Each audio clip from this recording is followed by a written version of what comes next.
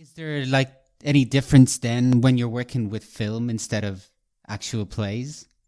So, I mean, Hooray for Hollywood was both a play. It was started off as a live play, and then we made it into a film. When it was a live play, there was a lot of, I mean, one thing that was lovely about doing it live was the end of the show, the main character escapes the situation and starts to interact with the audience. And it was so moving to do that and, to do that in the theater and to have people like wanting, reaching out, wanting to help. It was incredibly moving. But creating it as a film, basically, I just went through, I had sort of a consulting person who worked with me. So I just went through the original script of the play and just word, kind of like sentence by sentence, we kind of went over it together.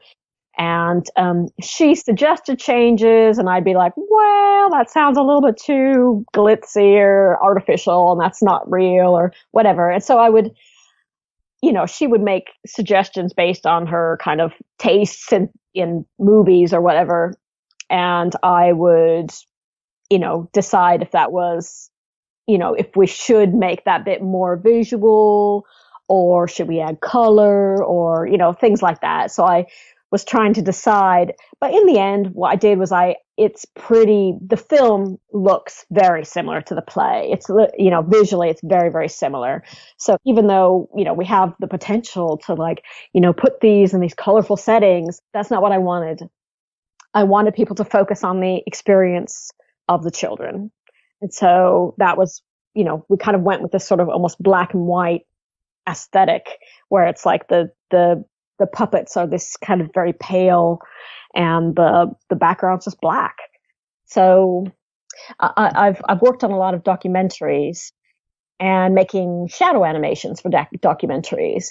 So that's one thing that it's completely different from the process of making Hooray for Hollywood in that usually the words are already given to me. Like usually the director of the film will give me words that need to be animated, or a section of the screenplay that needs to be animated.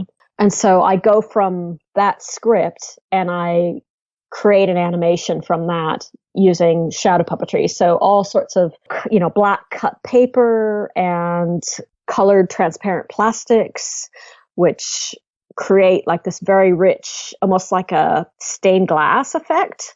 So I'll make a storyboard first, and then I'll create the images according to the storyboard that help tell a story on top of the text that's from the screenplay. So somebody might be doing a voiceover while I'm doing, while they're seeing this animation.